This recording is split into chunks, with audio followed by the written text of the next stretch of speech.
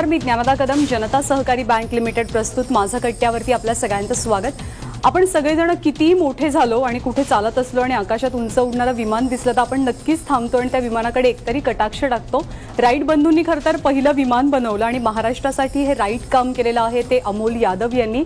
खरं तर महाराष्ट्राचे हवाईजादे आज आपल्या कट्ट्यावरती आहेत. विमान निर्मितीची कहाणी काय, त्यांची कहाणी काय, आपण त्यांच्याकडनंच जाणून घेऊयात. आपलं खूप खूप स्वागत माझं कट्ट्यावर. थँक्यू अमोल. एकतर आमच्या सगळ्यांच्या वतीनं तुझं खूप अभिनंदन. इतकं मोठं काम, आमच्या सगळ्यांची छाती अभिमानानं भरून यावी अशा प्रकारचं काम तू केलेलं आहेस. स्वतःचं विमान तयार करणं, जे आत्तापर्यंत स्वातंत्र्योत्तर काळामध्ये या देशानं अनेक मोठे मोठे तंत्रज्ञ आणि अशी लोकं बघितली, पण ज्यांना जे साध्य झालं नाही असं एक मोठं काम की विमानाचं सगळं डिझाईनपासून सगळ्या गोष्टी स्वतः तयार करून विमान प्रत्यक्षात साकार करणं, हे इतकं मोठं स्वप्न, त्याची सुरुवात झाली कशी सगळ्याची? मी व्यवसायाने वैमानिक आहे आणि वैमानिकाचं प्रशिक्षण घेण्यासाठी मी अमेरिकेला गेलेलो आणि माझं प्रशिक्षण अमेरिकेत झालं सगळं. जेव्हा मी अमेरिकेत होतो तेव्हा मी आणि माझे काही मित्र फ्लाईट ब्रीफिंग ऑफिस असतात तिकडे, त्या फ्लाईट ब्रीफिंग ऑफिसमध्ये विमानाच्या संदर्भात बऱ्याचशा गोष्टी असतात. तिकडे एक आम्ही जाहिरात बघितलेली की 1960 सालचं एक विमान विकण्यासाठी अवेलेबल होतं. आणि आम्ही जेव्हा कॅल्क्युलेट केलं तेव्हा आम्ही बरेचसे विद्यार्थी एकत्र येऊन जेवढी फीस देत होतो त्याच्यापेक्षा कमी किमतीला हे विमान विकत घेणं शक्य होतं. आणि आम्ही कॅल्क्युलेट करून 5 मुलांनी एकत्र येऊन अमेरिकेमध्ये विमान विकत घेतलं. ते बाकीचे 5 जण कोण होते? बाकीचे 4 जण? 2 जण आता इंडियामध्ये वैमानिक आहेत, 2 जण तिथेच राहिलेले आहेत आणि एकाने फ्लाईंग डिस्कंटिन्यू केलेली आहे. आम्ही सगळ्यांनी एकत्र मिळून म्हणजे वयाच्या 19व्या वर्षी मी स्वतः विमान विकत घेतलेलं. आणि एक सेकंड, वयाच्या 19व्या वर्षी म्हणजे तू वयाच्या कितव्या वर्षी गेला होतास अमेरिकेत? मी 18 वर्षाचा होतो तेव्हा मी अमेरिकेत प्रशिक्षणासाठी गेलो. म्हणजे 12वी नंतर? 12वी नंतर. हां. विमान विकत घ्यायचा जेव्हा प्लॅन तयार झाला, लहान मुलं प्रत्येक गोष्ट आई वडिलांना विचारूनच करतात. त्यावेळेस मी तिकडून फोन केलेला बाबांना आणि सांगितलं की मी असं असं करतोय तर ते करू का. तेव्हा बाबांनी त्यावेळेस मला सांगितलं की तुला जेवढं शिक्षण द्यायचं आहे तेवढं आम्ही दिलेलं आहे आणि तुझे निर्णय घेण्यास तू समर्थ आहेस.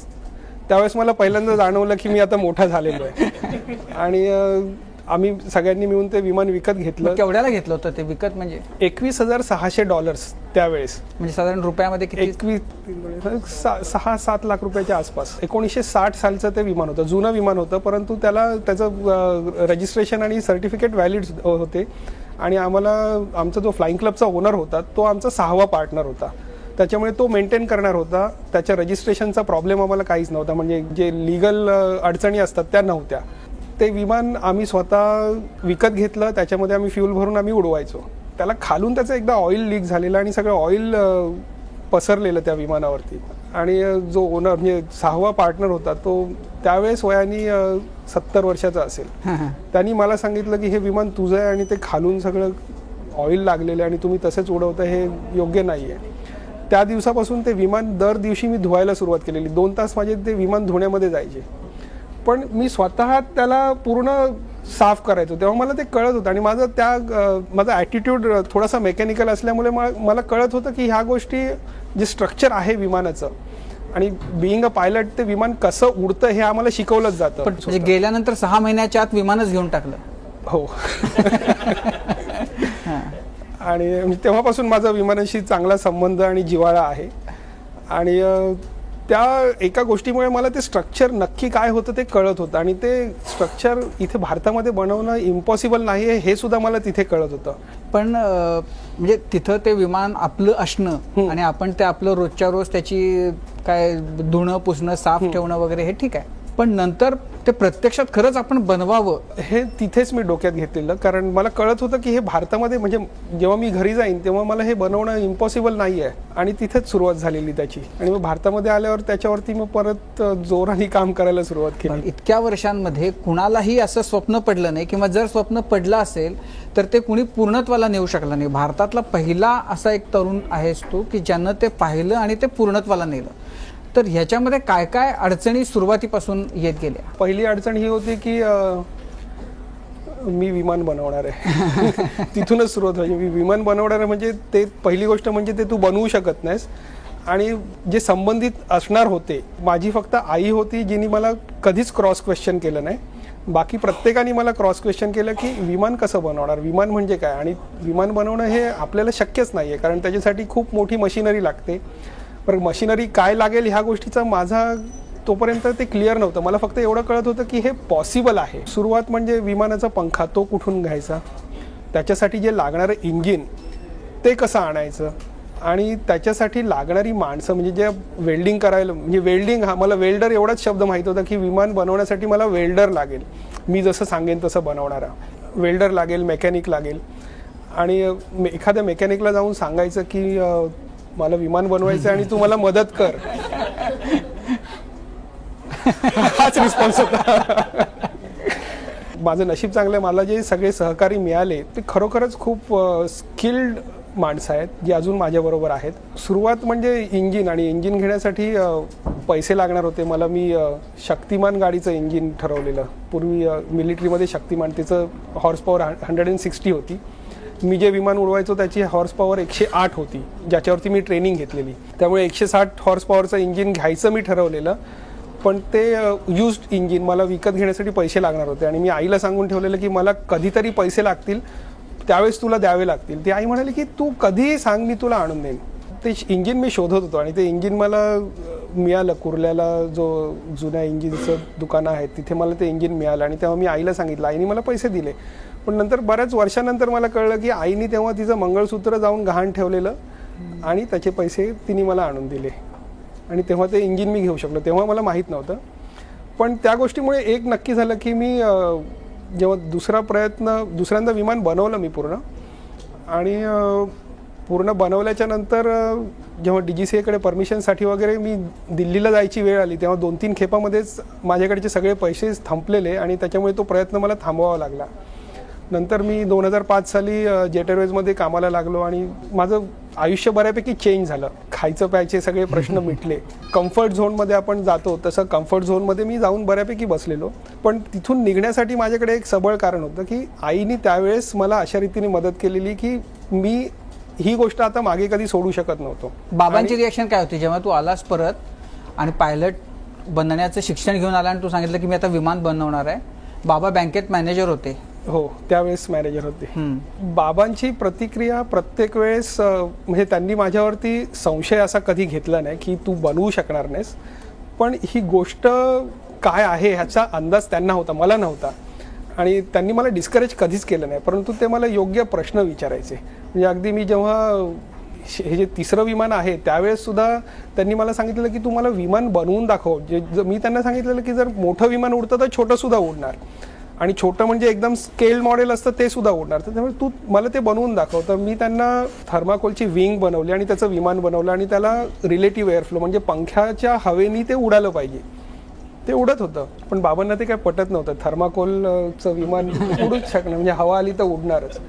मग त्याच्यासाठी मग मी बालसा वूडचं विमान बनवलं, आणि ह्या प्रत्येक वेळेस हे विमान बनवणं त्याच्यामध्ये सुद्धा बरेचसे दिवस आणि मेहनत जात होती. ते बालसा वूडचं विमान मग त्यांना मी ते उडवून दाखवलं, ते सुद्धा उडत होतं चांगलं. त्यांना ते पटत नव्हतं. ते म्हणाले की हे जे तू ह्या विमानाचं जे मटेरियल आहे त्या मटेरियलमध्ये तू विमान बनव आणि ते मला उडवून दाखव. तर हे माझ्यासाठी बऱ्यापैकी चॅलेंज होतं, कारण त्याचा जो आकार वगैरे देणं हे खूप कठीण गोष्ट होती. आणि शेवटी सेम मटेरियल म्हणजे मेटलचं विमान बनवायचं आणि त्या पंख्याच्या हवेने उडवून दाखवायचं. It was a big challenge. ते चॅलेंज आम्ही स्वीकारलं. आम्ही म्हटलं की आता ह्याच्यामध्ये हे काम आपण थांबूया आणि एक छोटं मेटलचं विमान बनवूया, ॲल्युमिनियमच्या पत्र्याचं. आम्ही ॲल्युमिनियमच्या पत्र्याचं विमान बनवलं. 2 वेगवेगळी विमानं बनवली वेगवेगळ्या आकाराची, आणि ती आम्ही उडून बघितली, आणि ती त्या दोन्ही विमानांपेक्षा जास्त चांगली उडत होती. आणि त्याच्यानंतर बाबांचा पूर्ण विश्वास आणि पाठिंबा तेव्हापासून आहे मला. बाबांचाच नाही, माझ्या पूर्ण फॅमिलीचा. म्हणजे एकूण आतापर्यंत तू विमानं बनवलीस किती? TAC 003 जे तुम्ही मेक इन इंडियामध्ये बघितलेलं आहे, हा माझा 3रा प्रयत्न आहे.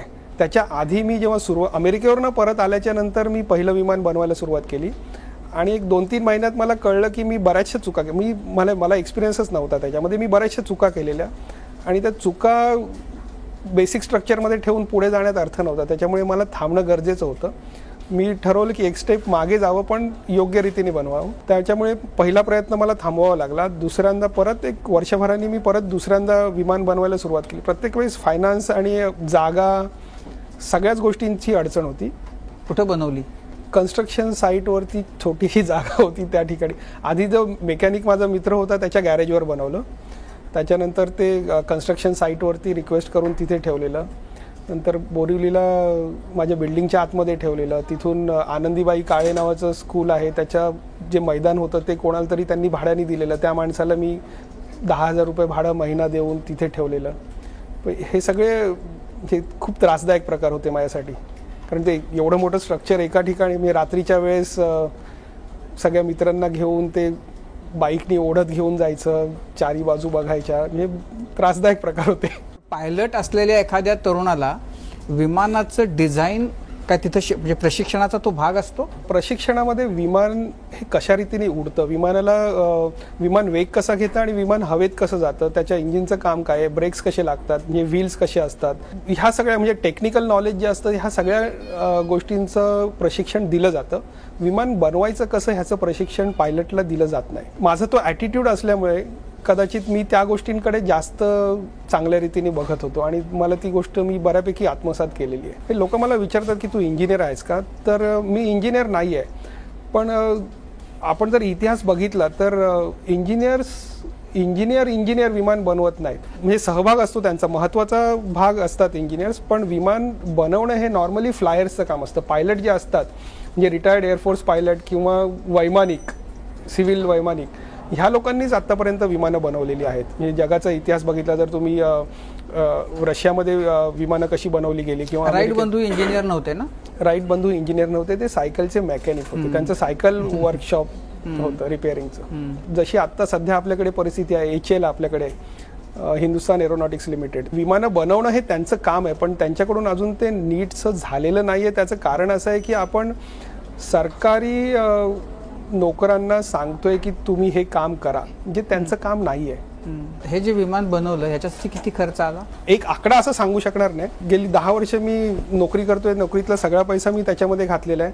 त्याचं कॅल्क्युलेट न करण्याचं महत्त्वाचं कारण हे असं आहे की जर मी कॅल्क्युलेट करायला सुरुवात केली तर त्याच्यामध्ये मी एवढे पैसे घातलेले आहेत की मला भीती वाटून मी ते थांबवेन. पण एक 4-5 करोडच्या आसपास तरी खर्च त्याचा झालेला आहे. म्हणजे विमान बनवणं फायदेशीर आहे का तयार रेडीमेड विमान घेऊन येणं? ह्या प्रकारची विमानं, पिलाटस नावाची, आपण 108 विमानांची ऑर्डर दिलेली आहे. त्या प्रत्येक विमानाची किंमत जवळपास 78 ते 80 करोड रुपये आहे. अरे बापरे. आणि हे आपण एक 5 करोडमध्ये जर बनवलं असेल तर बऱ्यापैकी डिफरन्स. जर आपल्याकडे नाही आहे तर आपण विकत घ्यायला पाहिजेत. पण ज्या देशांकडे ही टेक्नॉलॉजी आहे ते देश असं करतात की पहिली गोष्ट म्हणजे त्यांना ते तुम्हाला टेक्नॉलॉजी द्यायची नाही आहे. त्याच्यामुळे त्याची किंमत जी असते त्याच्या खूप जास्त पट किंमत म्हणजे जेवढं त्यांचं रिसर्च अँड डेव्हलपमेंटमध्ये एका विमानावरती खर्च होतो तेवढ्याच किमतीला ते प्रत्येक विमान आपल्याला विकतात. बरं, आपण तेवढे पैसे टाकून विमान विकत घ्यायचं जरी ठरवलं तरी 10 विमानांची ऑर्डर दिली तर ते 10 विमानं ते एका वर्षात देत नाहीत. ते 10 विमानं डिलिव्हर करण्यासाठी 10 वर्ष घेतात, टेक्नॉलॉजी ट्रान्सफर करत नाहीत. त्याच्यामुळे आपण जरी खूप पैसे खर्च करून ह्या गोष्टी घेतल्या तरी म्हणावं ज्या कारणासाठी आपण घेतो ते सॉल्व्ह होऊ न देणं हे त्यांचं काम आहे. म्हणजे जरी विकलं तरी ते अशा रीतीने विकतात की आपल्याला त्याचा फायदा होत नाही. आम्ही असं वाचलंय की तुमची गच्ची सुद्धा तुमची प्रयोगशाळा होती, काही दिवस तुम्ही गच्चीवर सुद्धा विमान बनवलं. आणि दुसरा प्रश्न की जेव्हा पहिल्यांदा विमान झेपावलं, तुम्ही पहिल्यांदा मेटलचं विमान बनवलं आणि ते आकाशामध्ये झेपावलं, तर त्यावेळेचा आनंद कसा होता, त्यावेळेचा अनुभव कसा होता, आणि थेट मेक इन इंडियाच्या कार्यक्रमापर्यंतचा हा प्रवास, म्हणजे बनवण्यापासूनचा तिथपर्यंतचा प्रवास, तो कसा होता जरा आम्हाला ऐकायला आवडेल. गच्चीवरती मी विमान बनवायला सुरुवात केली याचं कारण असं होतं की माझ्याकडे दुसरी जागाच नव्हती आणि मी 5व्या मजल्यावर राहतो आणि गच्ची माझ्या 5व्या मजल्याच्या वरच होती आणि मी नोकरी करत होतो. गच्चीवरती विमान बनवणं हे व्यवहार्य नव्हतं, परंतु माझ्याकडे दुसरा पर्याय नव्हता. पण मी त्याच्या कॉन्सकडे बघण्यापेक्षा मी जे माझ्याकडे फायदे असे होते की तिकडे मला इलेक्ट्रिसिटीचं वेगळं मीटर घ्यायची गरज नव्हती, मला तिकडे पाण्याचा प्रश्न नव्हता, तिथे सिक्युरिटीचा प्रश्न नव्हता, आणि सगळ्यात महत्त्वाचं म्हणजे मी नोकरी करत असल्यामुळे मी फ्लाईटवरून आल्याच्या नंतर मी घरी जायच्या आधी मी विमानाकडे जाऊ शकत होतो. म्हणजे माझं मॅक्झिमम वेळ मी तिथे इन्व्हेस्ट करू शकत होतो. त्याच्यामुळे गच्चीवरती विमान बनवलं हे ऐकण्यास जरी बरं वाटत नसलं तरी ती आता मला असं वाटतं की that was the best place to make an airplane. गच्चीवरचं विमान तयार झाल्यानंतर उतरवलं कसं? मेक इन इंडियाला विमान घेऊन जायचं जेव्हा ठरलं त्याच्या 2 दिवस आदल्या रात्री ते उतरवलं गेलं. विमान गच्चीवर बनवायचं तर ते उतरवायचं कसं ही सुरुवात पहिल्यांदा म्हणजे जेव्हा बनवायच्या आधीच हा प्रश्न होता आणि गच्चीवरती क्रेन लावायची हे ठरलेलं. पण तर क्रेन कमीत कमी 20 फूट उंच असणार होती आणि गच्चीला आधार कुठेच नव्हता की 20 फूट उंच क्रेन कशी बसवायची. आम्ही फक्त एवढाच विचार केला की क्रेन बसवायला लागेल पण आता विमानाचं काम तर सुरू करूया, कारण प्रत्येक गोष्ट तुम्हाला अवेलेबल होऊ शकत नाही. म्हणजे प्रत्येक गोष्ट अवेलेबल होण्यासाठी जर तुम्ही थांबलात तर सुरुवातच होत नाही. त्याच्यामुळे आम्ही सुरुवात केलेली आणि जवळपास 2 वर्ष माझी मध्ये मध्ये विचार करण्यात गेली की आपण इथे कशा रीतीने क्रेन इन्स्टॉल करणार आहोत. आणि शेवटी माझ्या लक्षात आलं की एक लिफ्टचा स्लॅब बाजूला होता, त्या स्लॅबला आपण ती क्रेन बांधू शकतो, म्हणजे पूर्णपणे त्याला टाय केल्याच्या नंतर ती क्रेन उभी राहू शकेल. हे सगळे ट्राईड अँड टेस्टेड अशी कुठली मेथड नव्हती, फक्त आमचे कॅल्क्युलेशन्स होते की हे होऊ शकेल. विमान बनवलं तसे क्रेन पण बनवली. विमान हे खूप उशिरा बनलंय. विमान बनवणं म्हणजे विमानासाठी टूल्स बनवणं. त्याच्यासाठी नुसते टेबल आम्ही विचार केले की वेगवेगळ्या प्रकारचे आम्ही टेबल आम्ही मोजलेले, तेव्हा 33 वेगवेगळ्या प्रकारचे टेबल मी 2-3 वर्षापूर्वी बनवून झालेले. त्याच्यानंतर आता मी ते मोजणं सोडून दिलेलं आहे. आधी टूल्स बनवायचे आणि त्या टूल्सला बनवून मग विमान बनवायचं हा प्रकार असतो. त्याच्यामुळे क्रेन बनवली हे एक ओघाओघाने आलंच, होणारच होतं. ती क्रेन आम्ही बनवली आणि इन्स्टॉल केली. हे खूप भयंकर प्रकार होता. तुम्ही क्रेन इन्स्टॉल करणार नाही पण मेक इन इंडियासाठी विमान जेव्हा आम्ही खाली उतरवत होतो तेव्हा विंग्स आधी उतरवले आणि जे मेन फ्युजलाज जे आहे ते उतरवण्यासाठी आम्ही ती लिफ्टला बांधलेली क्रेन आणि विमान उचललं क्रेननी आणि बिल्डिंगच्या बाहेर घेतलं आणि ती फ्युजलाज मोठा असल्यामुळे आम्हाला ते क्रेनच्या पूर्ण शेवटपर्यंत न्यावं लागलं आणि जेव्हा शेवटपर्यंत गेलं तेव्हा त्याचं वजन इकडे खूप जास्त वाढलं आणि आम्ही क्रेन इथे लिफ्टला जी बांधून ठेवलेली ती बेंड झाली आणि लिफ्टची भिंत तुटली आणि विमान लटकत होतं आणि आम्ही सगळे सुद्धा ते फक्त तिथे पडलं नाही. मी त्या दिवशी एक जो क्रेनवाला माणूस होता त्याला मी रिक्वेस्ट केलेली की तू आमच्याबरोबर राहा कायम, आणि त्यांनी ते एकदा ती क्रेन बेंड झाली आणि त्यांनी ते विमान खाली उतरवायला सुरुवात केलं. त्याला माहीत होतं की आता थांबायचं नाही आहे, त्यांनी थांबवलं नाही आणि आम्ही तिघे चौघे ते बघितलं आणि मग तिथून बाजूला केबिन होती त्या केबिनमध्ये जाऊन बसलो. माझा मित्र आधीच तिथे बसलेला डोकं पकडून की आता सगळं संपलेलं आहे म्हणून, पण लकीली ती क्रेन न तुटता विमान खाली गेलं आणि आम्ही ते घेऊन येऊ शकलो. विमानाचं वजन किती असतं? ह्या किती वजन आहे? विमानाचं वजन ह्या जवळपास 1600 किलो पर्यंत जाईल. 1000. मला असं वाटतं की ते कुठल्या जे सिमेंटवाल्या एखाद्या कंपनीला जाहिरात करायला हरकत नाही तुमच्या बिल्डिंगची. पण बिल्डिंग मधले बाकीचे जे रहिवासी आहेत त्यांचा काय रिस्पॉन्स होता की आपल्या डोक्यावर कायम विमान तयार होतंय आणि मग हे क्रेनचा हा जो सगळा प्रकार होता तेव्हा म्हणजे सुरुवात विमानाचा हे मी आधी जेव्हा 2 वेळा विमान बनवलेलं तेव्हा मी लोकांना सांगायचो की मी विमान बनवतोय आणि त्याच्यानंतर मला कळलेलं की त्याच्यामध्ये काही अर्थ नाही आहे की मी विमान बनवतोय हे लोकांना सांगायचं आणि त्यांचा अप्रुव्हल घ्यायचं आणि त्याच्यातून काहीच निष्पन्न होत नाही हे मला जाणवलेलं आहे. त्याच्यामुळे हा जो प्रयोग होता तो जवळपास 4 वर्ष कोणालाच माहीत नव्हतं की हे विमान बनतंय. इथे त्यांना सगळ्यांना माहीत होतं की हे इथे फर्निचरचं काम चालू आहे, अमूलच्या घराचं फर्निचरचं काम चालू आहे. बिल्डिंगमधली सगळीच लोक खूप कोऑपरेटिव्ह असल्यामुळे त्यांना काहीच प्रॉब्लेम नव्हता आणि आवाज वगैरे यायचा नाही, फक्त सामान यायचं आणि ते गच्चीवर जायचं. मग लोकांना थोडंसं कुतूहल होतं. पण मग 1-2 वर्षापूर्वी लोकांना सगळ्यांना कळायला लागलं की इथे विमान बनते. मग आजूबाजूचे लोक सुद्धा येऊन बघायचे आणि माझा कोणालाच आक्षेप नव्हता की कोणी बघायचं नाही वगैरे. मेक इन इंडियामध्ये सुद्धा माझा प्रयत्न तोच होता की जास्तीत जास्त लोकांनी यावं, विमानाला फील करावं, बघावं आपलं विमान आहे. तर अमोल यादव यांचा विमान बनवण्याचा हा प्रवास असाच आपल्याला उलगडून घ्यायचा आहे, परंतु एका छोट्याशा ब्रेक नंतर बघत रहा माझा कट्टा.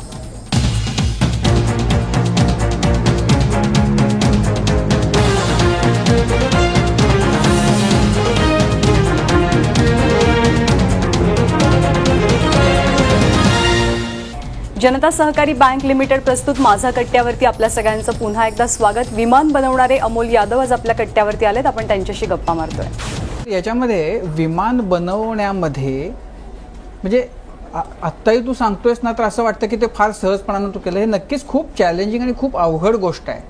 तर ह्याच्यामधलं काय टप्पे असतात? म्हणजे विमान बनवणं नाहीतर बाकीच्यांना का नाही शक्य झालं आतापर्यंत? तर टेक्निकली विमान बनवणं ही कठीण गोष्ट नाही आहे, परंतु ज्या प्रकारे मी विमान बनवलं ह्याच्यात सगळ्यात चॅलेंजिंग ही गोष्ट होती की कन्सिस्टन्सी. मी गेले बरेच वर्ष हा प्रयत्न करतो आहे आणि खूप सोपं होतं की मी विमान बनवणं सोडून देणं आणि जसे बाकीचे सगळेच जण ज्यांना चांगला पगार आहे त्या ज्या रीतीने आयुष्य जगत आहेत त्या रीतीने जगणं माझ्यासाठी फार सोपं होतं. कन्सिस्टन्सी कंटिन्यू ठेवणं हे माझ्या फॅमिलीनी मला तो भाग सोडू न देणं हा सगळ्यात मोठा चॅलेंज होता. आता विमान बनवण्याच्या बाबतीत जर तुम्ही मला विचारलं तर आपण अगदी इंटरनेटवर जाऊन जरी बघितले तर टाईप्स ऑफ एअरप्लेन दरवर्षी अमेरिकेमध्ये 800 वेगवेगळ्या डिझाईन्सची विमानं रजिस्टर होतात. मी विमान बनवलं आहे म्हणजे मी फक्त विमानाचं स्ट्रक्चर बनवलेलं आहे. त्याच्यामध्ये इंजिन मी अमेरिकेतून आणलेलं आहे. इंजिन त्याच्यामध्ये जे इन्स्ट्रुमेंट्स आपल्याला दिसतात ते सगळे मी अमेरिकेतून आणलेले आहेत. विमानाचे लँडिंग गिअर्स मी अमेरिकेतून आणलेले आहेत. अमेरिकेत ह्या गोष्टी रेग्युलर होत असतात, त्याच्यामुळे मला ह्या गोष्टी मिळवणं फार कठीण गेलं नाही.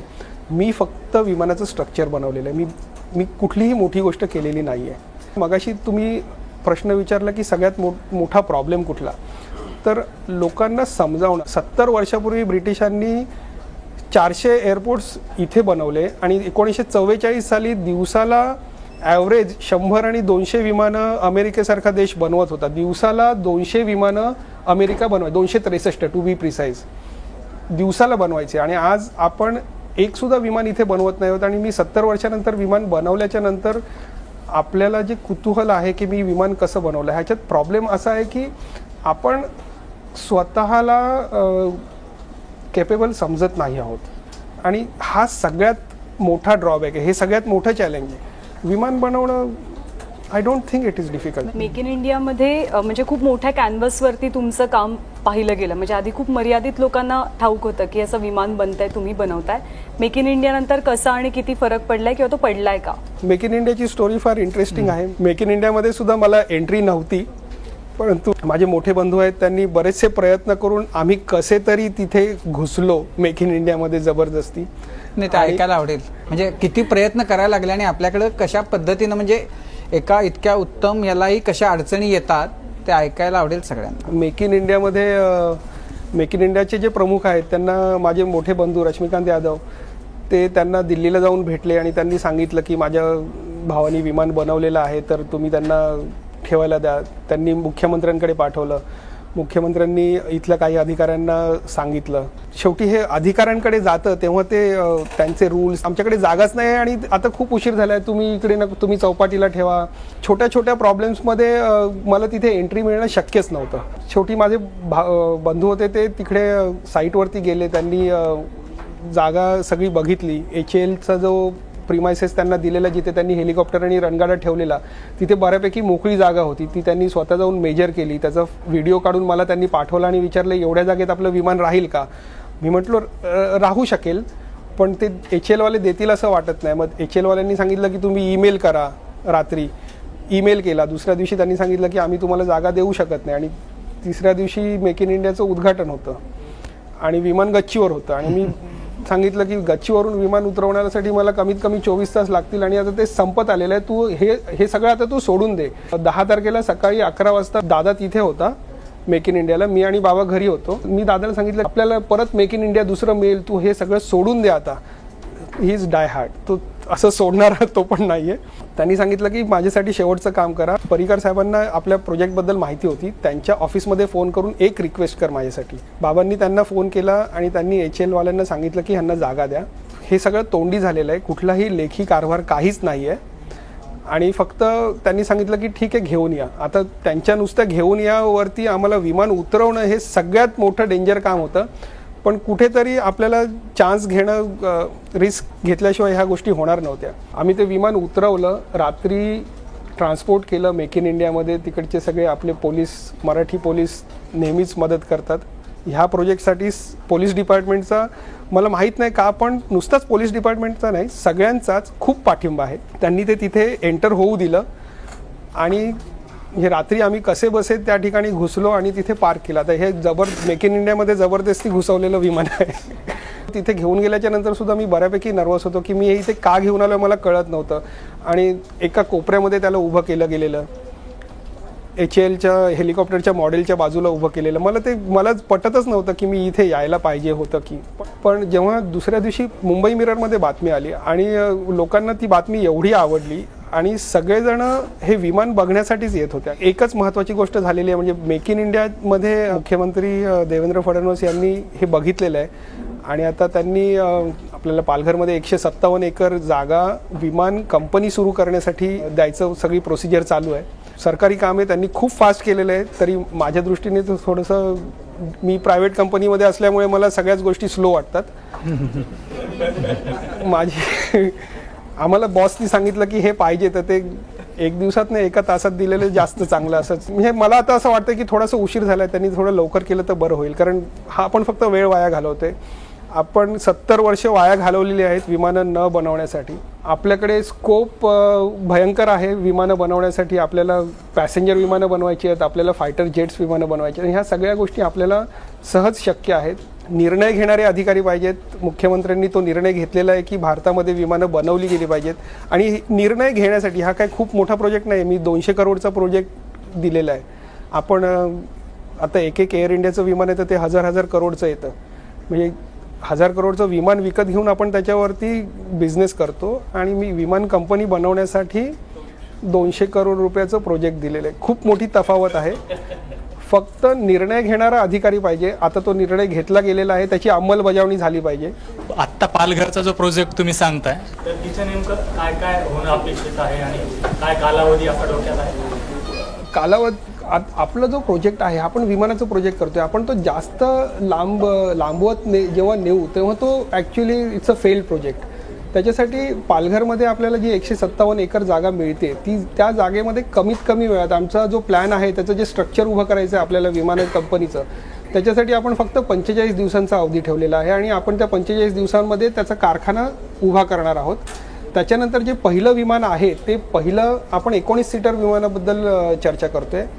त्या पहिल्या विमानाचं जे एक्सपेरिमेंटल विमान असेल ते आपण 1 ते 1.5 वर्षामध्ये बनवणार आहोत. आणि त्याच्यानंतर जे 200 करोडमध्ये जे आपण हे दिलेलं आहे त्याच्यामध्ये अजून 3 विमानं बनवायची आहेत. ती पुढच्या 3 वर्षात म्हणजे टोटल 3 वर्षात ही 4 विमानं बनलेली असतील. आणि जेव्हा आपण ही विमानं बनवू तेव्हा आपण विमानं बनवायची जी कॅपॅसिटी आहे ती डेव्हलप करण्याचा प्रयत्न करणार आहोत. म्हणजे जेव्हा आपल्याला गरज असेल, तुम्ही वर्षाला जेव्हा 100 विमानं बनवायचं टार्गेट ठेवाल आणि ती कॅपॅसिटी जेव्हा आपण डेव्हलप करू त्यावेळेस आपण खऱ्या अर्थाने म्हणू शकतो की आपण एअरक्राफ्ट मॅन्युफॅक्चरिंग करतो. अमोलजी, आम्ही तुमचा आता प्रवास ऐकला, तो खूप थक्क करणार आहे. हा सगळा प्रवास एखाद्या चित्रपटाला शोभेल असा आहे. तुमच्याकडं कुणी एखादा डायरेक्टर किंवा प्रोड्युसर चित्रपट बनवण्यासाठी तुमची कथानक घ्यायला कुणी आलं होतं का? कट्ट्याच्या माध्यमातून नक्कीच बरेचसे लोक मी स्वतः आय एम इम्प्रेस्ड विथ कट्टा, पण अजूनपर्यंत असं काही झालेलं नाही आहे, अशी मी अपेक्षा सुद्धा करत नाही. आत्ता टीम आता बऱ्यापैकी मोठी झालेली आहे, पण जेव्हा काम आम्ही करत होतो तेव्हा मी आणि दयाशंकर विश्वकर्मा म्हणून काम करतात विमानावरती ते आणि त्यांचे सहाय्यक, एवढेच लोक आम्ही कंटिन्युअस विमानावरती काम करतोय.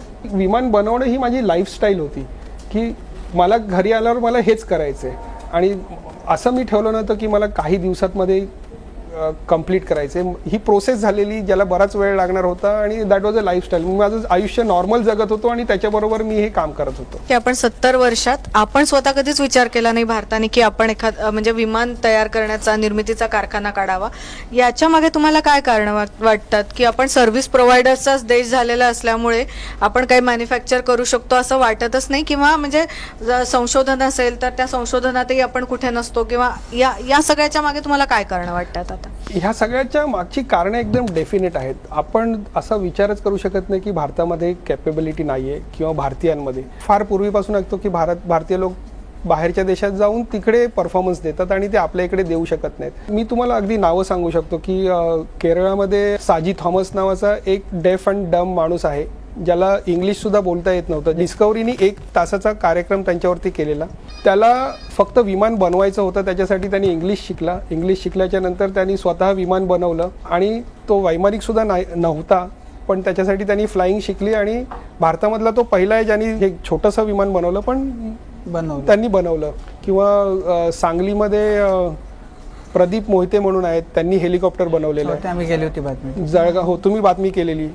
जळगावमध्ये 22कर नावाचे एक आहेत, त्यांनी हेलिकॉप्टर बनवलं. ह्या सगळ्यांबद्दल जेव्हा मी विचार करतो तेव्हा हे फील्डमधले म्हणजे एव्हिएशन फील्ड, मी एव्हिएशन फील्डमधला माणूस आहे, ते एव्हिएशन फील्डमधले नाही आहेत. त्यांचं जे टेक्निकल काम होतं ते त्यांनी केलेलं आहे. विमान बनवू शकतात ते त्यांनी बनवलेलं आहे, पण ते रजिस्ट्रेशन करून घेणं आहे किंवा जे ऑथॉरिटीशी भांडणं जे आहे हे त्यांचं काम नाही आहे. काम ऑथॉरिटीचं आहे की त्यांनी एनकरेज करायला पाहिजे. ती त्यांची ॲक्च्युली रिस्पॉन्सिबिलिटी आहे की भारताचं जे सिव्हिल एव्हिएशनमध्ये director general of civil aviation हे जे डिपार्टमेंट आहे त्यांची ही रिस्पॉन्सिबिलिटी आहे की अशा प्रकारची लोकं शोधायची आणि त्यांना एनकरेज करायचं. ते उलटं काम करतात. पण तुमच्या बोलण्यामध्ये बऱ्याचदा ब्युरोक्रसी हा सिव्हिल एव्हिएशन किंवा तुम्ही अगोदर पण तुम्हाला जे मेक इन इंडियाचा आता अनुभव आला, ब्युरोक्रसीबद्दल तुमच्या अपेक्षा तुम्ही बोलून दाखवतायत. पण तिच्या प्रश्नातला अजून एक भाग आहे की बाकीचे जे मोठे उद्योगपती आहेत त्यांना 70 वर्षात हे का सुचलं नसावं. म्हणजे JRDनी पहिली विमान सेवा सुरू केली, त्यांनी तर नंतर एवढे उद्योगधंदे उभारले, तर त्यामुळे त्यांना कधी ह्याचं स्वप्न पडलंच नसेल असं सांगता येत नाही. त्यांना नक्की त्यांच्या मनात आला असेल विचार की जर आपण सर्व्हिस सुरू करतो तर आपण स्वतःची एअरक्राफ्ट कंपनी का नाही सुरू करावी. पण एवढे सगळे मोठे जे उद्योगपती आहेत त्यांनी का नाही विचार केला की आपण पण याच्यात मॅन्युफॅक्चरिंगमध्ये यावं कधी. बरोबर आहे. ह्याच्यामध्ये आपण परिस्थिती बघितली तर हे प्रयोग झालेले आहेत. काही वर्षापूर्वी महिंद्रानी ह्याची गिब्स एरो नावाची ऑस्ट्रेलियन कंपनी विकत घेतली आणि त्यांनी ठरवलं की मुंबई म्हणजे इंडियामध्ये विमानं बनवायची. मुंबईमध्ये नाही, इंडियामध्ये विमानं बनवायची. त्यांनी बँगलोरमध्ये सुरुवात सुद्धा केलेली. ते होऊ शकलं नाही. त्याला काहीतरी कारण आहेत. जेव्हा इथे आपण बनवायचं सुरुवात केली, जो मगाशी मी तुम्हाला मुद्दा सांगितला की HALचं काम आहे आपल्यासाठी विमानं बनवणं आणि ते बनवू शकत नाहीत. त्याचं कारण हे आहे की सरकारी नोकऱ्यांना सांगितलं की तू जाऊन विमान बनव, ते त्याचं काम नाही आहे. जर मला सांगितलं की तू विमान बनव, मी बनवू शकेन, परंतु ज्याचं कामच नाही आहे, ज्याला त्याच्यामध्ये इंटरेस्टच नाही आहे, त्याला जर तुम्ही सांगितलं की तू विमान बनव तर ते त्यांनी शक्य होणार नाही. जेव्हा महिंद्रानी हा प्रयोग केला, महिंद्रामध्ये जेव्हा ऑस्ट्रेलियन लोक काम करत होते ते हळूहळू इथून निघून गेले आणि जेव्हा आपल्यावरती जबाबदारी पडली तेव्हा डिझाईनमध्ये चेंजेस करणं. आज जर तुम्ही मला ह्या विमानामध्ये एखादं डिझाईन चेंज सांगितलं तर मी तो खूप कमी वेळात अचीव करू शकतो, पण ज्याला त्या गोष्टीचा गंध नाही आहे, इकडच्या त्यांना एक्सपिरियन्स नाही आहे आणि त्यांना इंटरेस्ट नाही आहे, त्या लोकांवरती जेव्हा तुम्ही जबाबदारी टाकता तेव्हा फेल्युअर इज एक्सपेक्टेड. तर अमोल यादव यांचा विमान बनवण्याचा हा प्रवास असाच आपल्याला उलगडून घ्यायचा आहे, परंतु एका छोट्याशा ब्रेक नंतर बघत रहा माझा कट्टा.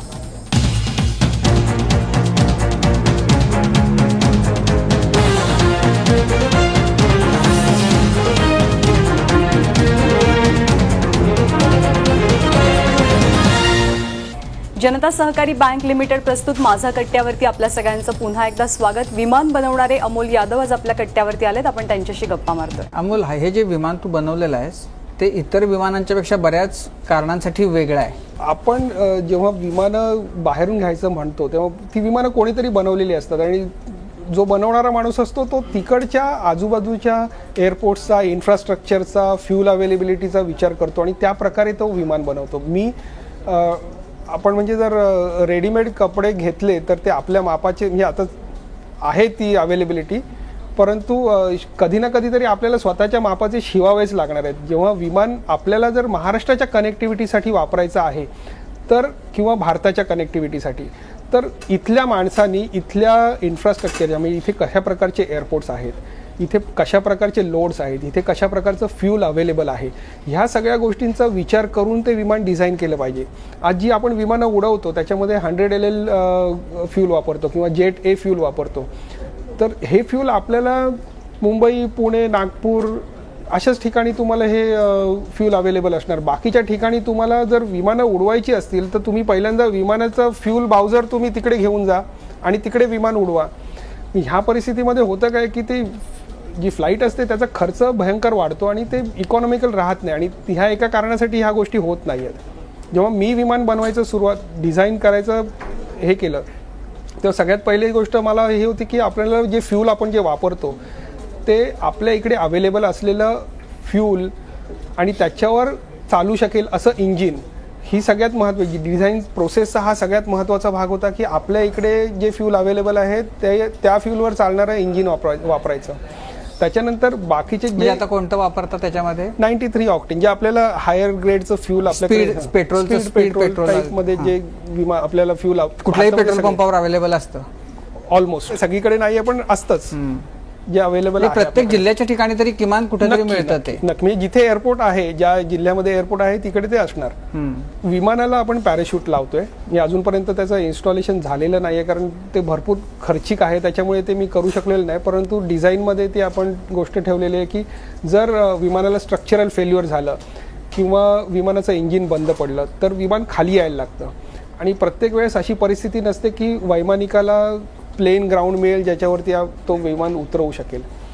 तर वैमानिकाच्या स्किलवर अवलंबून न राहता इंजिनाला जर इंजिन बंद पडलं किंवा स्ट्रक्चरल डॅमेज झालं आणि विमान खाली यायला लागलं तर पायलटनी फक्त आपली एवढीच अपेक्षा आहे की त्यांनी पॅराशूट डिप्लॉय करावं आणि ते अख्खं पॅराशूट विमानाला लागेल आणि विमान ऑक्युपंट्स म्हणजे पॅसेंजर सकट जमिनीवरती येईल आणि पॅसेंजर्सना डॅमेज होणार नाही. विमानाला नक्कीच लोकांना पॅराशूट लावण्याऐवजी विमानाला पॅराशूट लावलेलं आहे. माझं काही इन्व्हेन्शन नाही आहे. अमेरिकेमध्ये ह्या सगळ्या गोष्टी अवेलेबल आहेत. अमेरिकेतल्याच लोकांनी आपल्या विमानासाठी हे पॅराशूट डिझाईन केलेलं आहे, टेस्ट केलेलं आहे.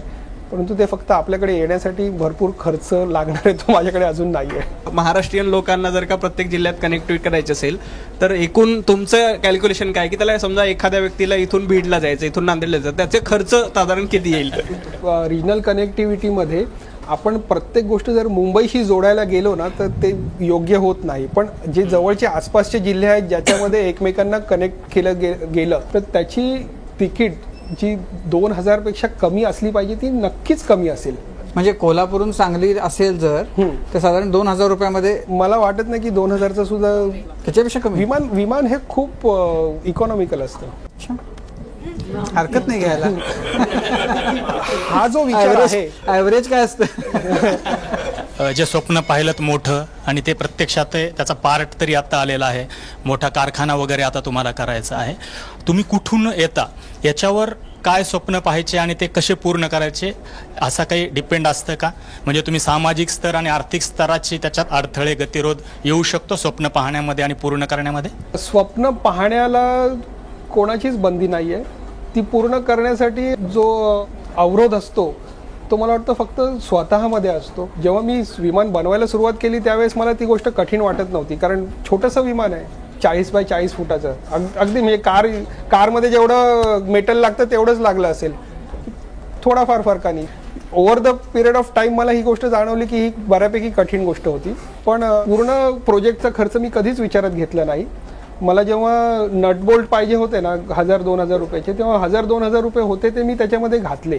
मी हा विचार कधीच केला नाही की पुढचे पैसे मला कधी येतील. मला इंजिन घेण्यासाठी मी बरेच वर्ष माझा पगार जमा करत होतो आणि माझा पगार सुद्धा ह्या गोष्टीसाठी बऱ्यापैकी तुटपुंजा आहे. जे माझं स्वप्न पूर्ण करायची जी माझी इच्छा, परसिस्टन्स, कन्सिस्टन्सी ह्या ज्या गोष्टी आहेत ह्या ही एकच गोष्ट होती. बाकी सगळ्या गोष्टी मला नंतर कळलं की ह्या सगळ्या गोष्टी मला, आणि अजून सुद्धा मी असं नाही म्हणणार की माझं स्वप्न पूर्ण झालेलं आहे. माझं स्वप्न पूर्ण व्हायला जेव्हा महाराष्ट्रातली जी सगळी माणसं 2000 रुपयामध्ये प्रवास करतील ते जेव्हा शक्य होईल तेव्हा आपलं स्वप्न पूर्ण होईल. ते स्वप्न पूर्ण होण्यासाठी कदाचित आता सुरुवात झालेली आहे.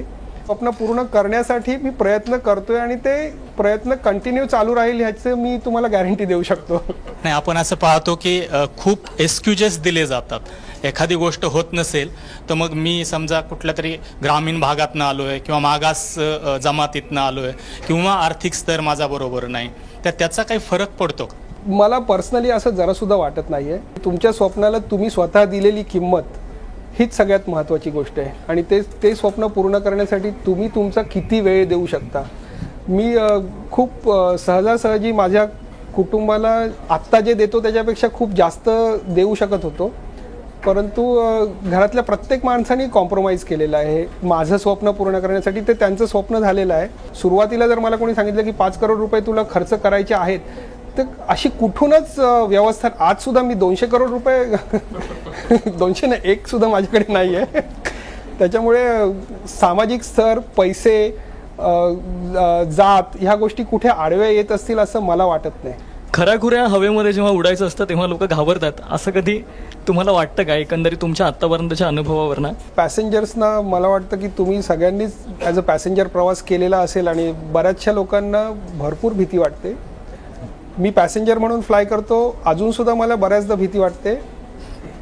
मी वैमानिक म्हणून फ्लाय करतो त्यावेळेस मला भरपूर भीती वाटते. मी स्वतः आता ट्रेनर आहे. मी इतर वैमानिकांना विमान उडवणं शिकवतो आणि बऱ्याचदा असं होतं की माझ्याबरोबर जे वैमानिक असतात ते ट्रेनी पायलट असतात आणि जेवढा एक्सपिरियन्स माझा एक्सपिरियन्स जास्त असल्यामुळे ते कम्पन्सेट होतं लीगली. आपण इट्स अ प्रॉपर फ्लाईट. पण जेव्हा वेदर असतं किंवा इतर चॅलेंजेस असतात तेव्हा भीती वाटते. मेक इन इंडियाचं हे विमान जसं स्टार होतं तसंच हैदराबादलाही ते एव्हिएशन एक्सपो जे होतं त्याच्यामध्ये होतं. तो अनुभव काय होता? मेक इन इंडियाच्या नंतर मला हैदराबादमध्ये सिव्हिल एव्हिएशन मिनिस्ट्रीनी निमंत्रण दिलेलं की तू तिथे येऊन तुझं विमान डिस्प्ले कर. लोकांचा उत्साह खूप आहे आणि लोकांना ह्या गोष्टीबद्दल फार आपुलकी वाटते. तुम्ही जसं सांगितलं की अभिमान वाटतो, कारण भारतामध्ये ही आत्तापर्यंत घडत नव्हती ती गोष्ट घडलेली आहे. भारताने बनवलेलं पहिलं विमान तिथे डिस्प्ले केलेलं आणि त्याच्यासाठी राष्ट्रपती येणार होते आणि ह्या गोष्टीसाठी मला निमंत्रण दिलं गेलेलं. आणि त्या गोष्टीची सुद्धा मीडियामध्ये न्यूज आलेली की अमोल यादवचं विमान बघायला राष्ट्रपती स्वतः येणार आहेत. आणि राष्ट्रपती जेव्हा आले तेव्हा आपलं विमान होतं ते त्यांच्या अगदी पोडियमच्या बरोबर समोर लावलं गेलेलं आणि त्यांना फक्त आपल्या विमानामध्ये इंटरेस्ट होता. त्यांनी फक्त आपल्या विमानाकडे आले, आपलं कौतुक केलं आणि ते तिथून गेले. कारण ते आले एकच ते आले ते त्या विमानात आत गेले का ते कॉकपिटमध्ये? नाही, आता नाही जाऊ शकले. कारण त्यांनी विचारलं होतं की किती पायऱ्या आहेत आणि त्याच्यासाठी पायऱ्या बनवलेल्या आपण. त्यांना जायचं होतं पण ते आले, ते त्या विमानापाशीच गेले, अमोलशीच गप्पा मारले आणि परत गेले दिल्लीला. तुम्ही फ्लाईट क्लब्सचा उल्लेख केला. ती अमेरिकेतली एक कल्चर आहे. भारतामध्ये आणि खास करून महाराष्ट्रात असं कल्चर आहे का? किंवा ज्यांना अशी हौशी पायलट बनण्याची इच्छा असेल त्यांच्यासाठी काय मार्ग आहे? मी लहान असल्यापासून फक्त एकच गोष्ट सांगत होतो, पायलट व्हायचं आहे मला. कसं व्हायचं ते बऱ्याच वर्षांपर्यंत मला माहीत नव्हतं. आणि माझं एक दुसरं उत्तर होतं की पायलट नाही झालं तर मी इंजिनियर होईन. आणि एकदा माझे आत्याचे मिस्टर आहेत, त्यांनी मला असंच विचारलेलं की तू काय होणार? म्हटलं पायलट नाही झालं तर इंजिनियर होणार. त्यांनी सांगितलं की तू जर असं म्हणालास की पायलट नाही झालो तर इंजिनियर होणार तर तू पायलट कधीच होणार नाहीस. तुला एकच ध्येय ठेवावं लागेल आणि त्या ध्येयाच्या मागे तुला कायम झगडत राहावं लागेल तर तू तिथे पोहोचशील. आणि ती गोष्ट मी त्यावेळेस जी मनात ठेवली की मी फक्त पायलट होणार, मी आयुष्यात फक्त पायलटच होणार. वैमानिकाचं प्रशिक्षण घेऊन अमेरिकेतून परत आल्याच्या नंतर जेव्हा बरेच काळ मला वैमानिक म्हणून एअरलाईनमध्ये नोकरी लागली नव्हती, माझं उद्दिष्ट फक्त एकच होतं की मी झालो तर फक्त मी खाईन तर तुपाशी, नाहीतर राहीन उपाशी. उपाशीच होतो मी, बरेच वर्ष उपाशी राहिलो, परंतु मी माझं ध्येय कधी सोडलं नाही.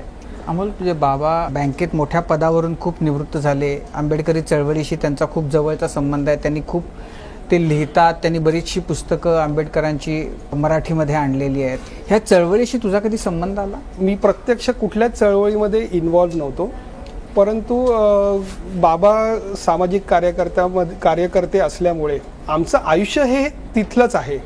मी आंबेडकर मी जगतोय. मी असं म्हणेन की मी भीमाचा बेटा आहे. आपण सगळेच जण आहोत, कारण त्यांनी लिहिलेलं संविधान आपल्याला सगळ्यांनाच लागू आहे. त्याच्याशी डायरेक्ट जरी संबंध नसला तरी माझं आयुष्य मी जे जगतोय तेच आहे. शिका, संघटित व्हा, संघर्ष करा. आंबेडकरांना ना जर आत्ता असते तर ज्या गोष्टींनी खूप आनंद झाला असता असं काहीतरी काम तू करतोस, म्हणजे ज्याच्या हे बघून त्यांचाही ऊर अभिमानानं भरून आला असता. तुला आंबेडकरांच्या बद्दल त्यांचा सगळ्यात कोणता गुण असा तुला खूप भावतो, खूप त्याच्याबद्दल त्यांच्याविषयी आतून वाटतं काहीतरी? मी त्याच्याकडे येतो, पण मला इतिहासामध्ये बऱ्यापैकी इंटरेस्ट आहे. कर्ण वाचलेला आहे शिवाजी सावंत. मला मी लहान होतो तेव्हा ते माझ्या घरी राहिलेले, ते मला ओळखत होते पर्सनली. त्यांचा मृत्युंजय मी बऱ्याचदा वाचलेलं आहे, श्रीमान योगी मी वाचलेलं आहे. शिवाजी महाराज, कर्ण ह्यांच्या गोष्टीसुद्धा जेव्हा मी मित्रांना कॉलेजमध्ये सांगायचो, 2-2 दिवस मी गोष्टी सांगायचो आणि सगळे जे कॉलेजमधले जे सगळे माझ्यासारखे वाया गेलेले असायचे ते सगळे 2-2 दिवस माझ्या गोष्टी ऐकायचे. कर्ण म्हणा किंवा शिवाजी महाराज म्हणा, ह्या व्यक्तिमत्वांमुळे मी बऱ्यापैकी प्रभावित आहे. आणि बाबासाहेबांचं जीवन जर तुम्ही म्हटला तर त्यांचा जो संघर्ष आहे तो स्वतःसाठी नव्हता. स्वतः ज्या गोष्टी त्यांनी भोगलेल्या आहेत आणि त्यांच्या बांधवांना ज्या भोगाव्या लागू नयेत म्हणून त्यांनी जो आयुष्यभर संघर्ष केला, हा संघर्ष जो आहे तो मला माझ्यासाठी आदर्श आहे. आणि मी आता सध्यासुद्धा मी जे करतोय तेच करतोय. मी माझं आयुष्य बऱ्यापैकी म्हणजे नोकरदार माणूस म्हणून जर मला स्वतःकडे जेव्हा मी बघतो तेव्हा मी बऱ्यापैकी चांगल्या स्थितीतला माणूस आहे. परंतु मला जे करायचं की महाराष्ट्राला जे मला कनेक्ट करायचं मी आणि महाराष्ट्र हे माझं स्वप्न आहे. ही गोष्ट अख्ख्या भारतासाठी लागू होईल ही नंतरची बाब आहे, पण ती गोष्ट मला अचीव करायची आहे. मला वाटतं ती जी प्रेरणा आहे ती मला तिथूनच मिळते. अमोलजी, खरं तर आपल्या विमान बनवण्याच्या प्रवासाच्या माध्यमातून माहितीचं एक खूप मोठं दालन आमच्या सगळ्यांच्या समोर उभं राहिलं आणि येणाऱ्या प्रत्येक प्रकल्पासाठी आपल्याला खूप साऱ्या शुभेच्छा. थँक्यू सो मच कट्ट्यावर आल्याबद्दल. Thanks a lot. थँक्यू. तर जनता सहकारी बँक लिमिटेड प्रस्तुत माझा कट्ट्यावरती वेळ झाली इथेच थांबण्याची. बघत रहा ABP माझा.